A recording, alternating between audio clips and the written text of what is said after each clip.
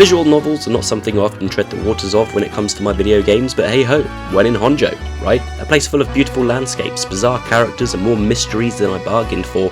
Paranormasight, the Seven Mysteries of Honjo is one of the most compelling, chilling and downright crazy storylines I've had the pleasure of sitting through this year so far. To spoil it would be a disservice to Square Enix, and I would deserve to be cursed for doing so. Therefore I'm going to make this review as spoiler free as possible outside of the game's prologue chapters and the character introductions, which is incredibly difficult considering the draw to this type of game is the storyline. But Paranormasight has a lot going for it, and I just had to get on here to tell you why you should absolutely check out this gem, whether you are a fan of the genre or someone like myself who had no idea how something with so little in the traditional sense of gameplay could be so gripping.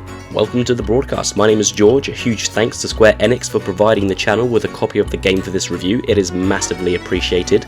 The game is available now on PC and Nintendo Switch for the price of $15.99. The version I played for this review was PC. Without further ado, let's get into it.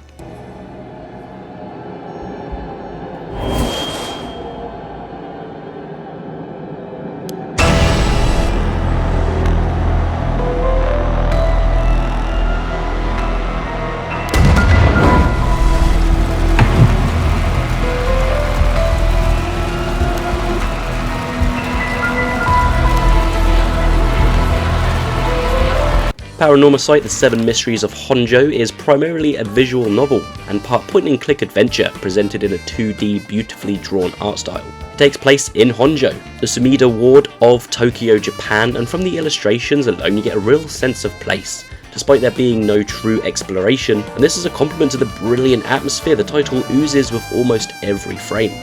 In fact, the game's whole presentation is something that drew me in within the first 5 minutes, up until the credits rolled for the final time in this multi-ending murder mystery paranormal thriller. The visuals are gorgeous in the way they are drawn, and whilst the colour scheme can be a little bit grey and drab at times, it reflects the themes of the game. The locations from parks to bridges and streets have a unique but familiar look to them. Characters are fantastically designed. The entire story is presented through dialogue and the many files about the characters you collect, and as you progress through the story there is a lot to read here. None of it is voice acted, and honestly I would have preferred if it was, adding another layer of immersion. However, I was able to form a solid picture of these characters' personalities from their looks and the dialogue I was reading, that I believed I had a pretty accurate imagination as to how these characters sounded in the heads of the developers. This is a testament to the game's design, everything coming together to immerse the player and paint a full picture of the setting and those who live within it, despite the lack of voice acting and the small selection of locations you will be visiting multiple times. When it comes to video game soundtracks, I always rate them on the basis of whether they would make it into my video game playlist, whether I'm brushing my teeth, cooking dinner, or fulfilling any other mundane side quest in the campaign of life. And I'll tell you that I am genuinely listening to some of my favourite tracks from Paranormasight as I write this review. It is very, very good, with enough tracks that distinguish themselves from one another in their variety. Each has its own identity, playing at the relevant times, whether that be a moment of sorrow, joy, horror, or busting crime with a smile, which is actually the title of an upbeat jazzy number that is so out of place that it fits so well with the game's eccentric personality and wild plot.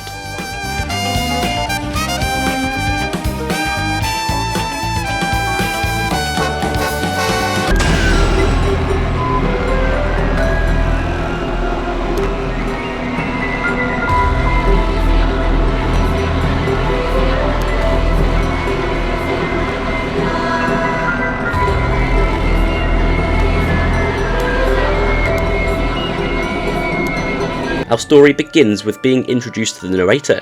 A mysterious fellow provides explanation for the basis of the game to you as the player, immediately including you as part of the story by breaking the fourth wall. He'll ask your name, which he'll use to address you whenever you are brought out of the story to be instructed by him. It very much has the tone of an Atlas game, like the Golden Playhouse from Catherine or the Velvet Room in Persona, and it does it well enough. It lacks the depth of those aforementioned games, as it simply acts as a fourth wall breaking gimmick as opposed to an actual gameplay system, but it serves its purpose well in the grand scheme of the game's intentions. Before our main storyline kicks off, the narrator will ask you one simple but vital question that will form the foundation of many of the storylines and themes you are about to explore. If you could bring someone back from the dead, how far would you be willing to go to do it? Would you do it if it meant sacrificing yourself, sacrificing someone else, only if it came without a cost, or would you give it to someone else who needed it more? These are all ideas explored in the 12 to 15 hours needed for the full playthrough of the title, which is a lot longer than I anticipated for the style of game. Right now I'm trying to think of the best possible way to summarise what this game is about without spoiling it or sounding like a madman speaking from my arse. Here goes. Basically you play as 4 different playable characters over the course of around 24 hours. Shogi Oki, well before I begin let me just say if I butcher any of these names, I'm sorry. But yeah, Shogi Oki, a young guy who works for a famous soap company, just living his life when he meets Yoko, a young girl who is fascinated with the occult. Late one night they visit a park that is related to one of the 7 Mysteries of Honjo. Before we know it, Yoko has died right before us as what seems to be the result of some kind of curse, before Shogi becomes the bearer of the curse himself. Tetsu Tsushumi, a veteran detective who, along with his rookie partner, are investigating the murder of another detective. Haru Shigima, a mother whose child was kidnapped and murdered, pursues the truth behind this terrible crime by hiring private investigator Richter Kai, perhaps the most zesty character of the bunch. And last but not least, Yako Sakazaki, a high school student who is investigating the suicide of a close friend, trying to make contact through a mysterious transfer student Mio, who appears to have paranormal abilities. Each character's motives are driven by something called the Rite of Resurrection, some kind of legend that allows the user to bring anyone they wish back from the dead. However, it comes with a catch: a few steps the one who desires the rite must complete. This then goes back to the popular folk tale among those in the story called the 7 Mysteries of Honjo. Some are ghost stories, others are weird phenomena, or some are just unbelievable tales that have been passed from generation to generation, all the way back to the Edo era of Japan. On this fateful night, an event occurs that reveals curse echoes, manifestations of the curses left behind from the unpleasant origins of the 7 Mysteries. People with spirit sense are able to take control of these curses with curse stones to become curse bearers. Are you following me so far? As a curse bearer with the curse stone, you are able to wield the curse based on the mystery your curse relates to. With this, the user will be able to kill anyone in their path as long as the intended victim meets the specific criteria to activate the curse. To give you an example of these, it may be that the victim will have to lie to the curse bearer for it to activate, or simply just walk away from conversation, which will again activate a curse. Each one is very different, and some have more difficult terms than others for the curse to activate. By sacrificing victims with the curse, this will fill the curse stone with soul dregs, souls of the victims, and as the story goes, the one who gets enough soul dregs will be able to use the Rite of Resurrection, bringing back one person from the dead they so desire. That's basically the exposition dump you are given in the opening of the game, and it is quite a lot of information to take in, and it only gets added to the further you get through the story. But all of the character timelines are selectable through a story chart screen. Each character has their own timeline of events, some of which overlap with other characters, and some have various paths depending on the outcome of the chapter based on the choices you make. Chapters for each character are unlocked by revealing specific story information in another chapter, meaning you cannot blitz through one character at a time. You will have to switch between the various characters, slowly learning their backstories and motives piece by piece to progress, and the game has a very specific order for you to do this, revealing the narrative in the way that it wants. You may hit a blockade in the road, so to speak, as to how to progress the investigation with the private investigator as to the culprit behind the kidnapping of your son, and to get further with this you have to suspend the story and begin anew with another character to bring the various timelines parallel to each other, revealing different bits of information that may progress another character's storyline. There are times in which you can choose the order in which you complete some of these character chapters, but for the most part it is ultimately presented to you in the order intended. Whilst it does make for the majority of the playtime, each chapter doesn't just require you to read copious amounts of dialogue.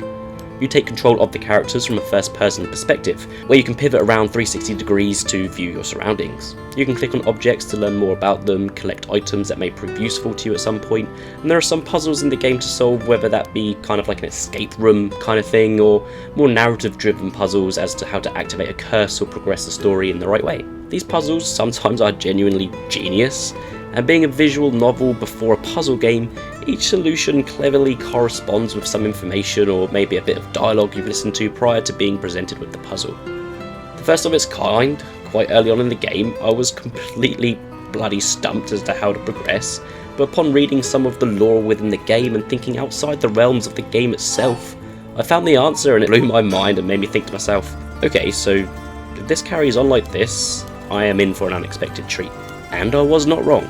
The storyline is very interesting, it keeps you guessing, throws down some jaw-dropping moments, and the narrative structure keeps a hold of your intrigue, but there are moments that hold it back from being flawless. The game does have multiple paths, leading to a total of 6 different endings. You will encounter most of the endings naturally prior to the true ending through trial and error. Most of the endings are basically a means of shock factor, ending in a character's death or a tragic event of some sorts. If this happens, you can retry by just restarting the chapter from the story chart, which kind of felt like cheating at times, and it did take away that sense of choice. I mean, make a mistake or cause a character death, you cannot progress the game anyway without choosing the right choice. This may deflate some people when I say, yes, there are branching paths and 6 endings to the game, but in reality there is just one ending and 5 glorified game over screens that give you some details of the events that follow your failure. Sometimes you also play all the way through a chapter to find you need to suspend it as something needs to happen in a parallel chapter, which means you have to come back to it later on. And with that, and the fact that you can fail chapters if the wrong choice is made, you will find you are repeating chapters quite often, rapidly clicking through the repeated dialogue you've already sat through. I was sat there for minutes at a time, just kind of clicking, because I've already read it and there was nothing different this time through. And some chapters do allow you to continue from a certain point, however there is no denying sometimes frustration crept in when I just had to click through around 5 minutes of dialogue. With that, the game does have a very specific story to tell and a very specific way of telling it. Thankfully, it is a damn good one, full of mystery, horror, some pretty strong themes and messages like the potential repercussions of resurrection, and more down-to-earth themes like grief, guilt and revenge and how they're handled. The game also covers some pretty taboo plot devices that some players may find a little much, subplot lines around sexual assault, suicide and child abuse, and some of it does come across a little strong at times, but for the most part it is handled well and never too graphic or detailed, being left to your own interpretation most of the time. It has real moments though of genuine horror, most through the atmosphere the game creates through imagery and sound design, some through cheap jump scares when looking around the level with the 360 view, but when the game is scary it's effective because those moments are both effective and far between. It doesn't constantly rely on jump scares to create that sense of dread or tension, it just does it naturally, thanks to the fantastic, unpredictable story with many moments of what the fuck. Clever puzzle solving, beautiful visuals and audio. By the time I reached the end credits, the real end credits, Paranormasight, the Seven Mysteries of Honjo was still very much haunting the back of my mind, and that's why this is a strong recommendation from me. Thanks for tuning in, I hope you enjoyed the review. If you did, give it a thumbs up, stick around and subscribe to the channel, and tell me, what games would you like to see covered on the channel? Am I missing out on other titles in this genre that I just must check out? Let me know in the comments below, and see you on the next one. Bye bye now.